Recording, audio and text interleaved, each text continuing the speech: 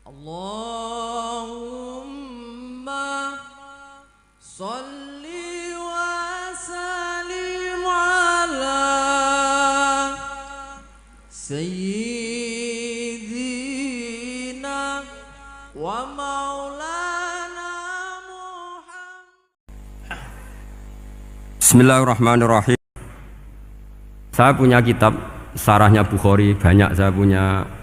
Itu diantaranya riwayat dari Ahlul Bait, dari Sayyid Ali Zainal Abidin Anil Husain an abihi an Rasulillah sallallahu alaihi wasallam. Itu riwayatnya adalah ketika nanti di mahsyar itu ya tidak usah kamu bayangkan ya, karena ini bila kaifin walan hisorin. Itu Nabi diantara Jibril dan Allah. Kemudian tentu yang akan masuk surga itu orang-orang yang sudah jelas surganya, kayak para nabi, para wali, para habaib, para orang-orang pilihan, itu jelas surganya. Tapi apa yang terjadi?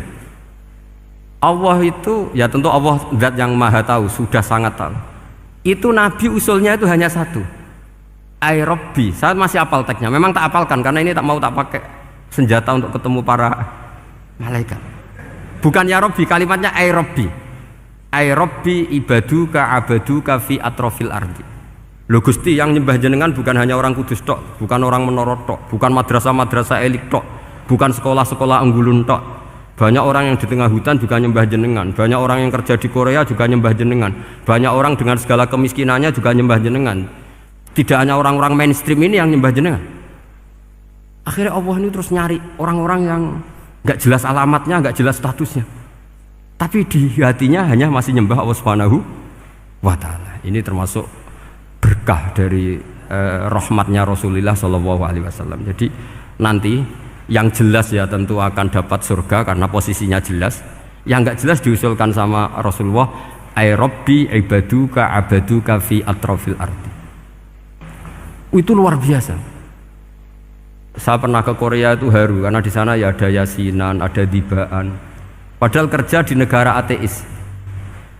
Itu kalau mereka sholat, itu nyuri-nyuri waktu makan, sholatnya itu di kamar mandi.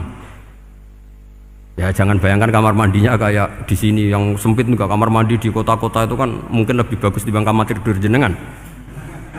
Kayak di hotel-hotel itu kan kalau santri so ngantuk, saking mewahnya. Jadi bisa kadang ada yang tanya, mosok Gus kamar mandi nek gue sholat mau cuwilik.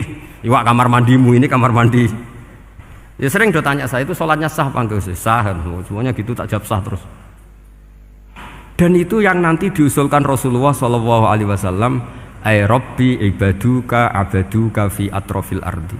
Di luar orang-orang yang mainstream itu ya Allah, banyak orang yang menyembah jenengan. Saya tuh pernah nangis ketika di Bandara Jakarta ketemu orang wireng, serai melarat, jelas melarat. Wireng wis. Niku ketemu saya cium tangan. Gus saya ini itu habis dari Selandia Baru, kerjanya dia itu ikut apa mancing gitu, mancing ikan tuna di Selandia. Kalau saya di tengah laut itu sampai 2 bulan. Hiburan saya itu hanya ngaji jenengan lewat YouTube. Coba orang di tengah laut ngaji. Wah itu seneng pojok bumi. Jadi ini umat Rasulullah Shallallahu alaihi wasallam.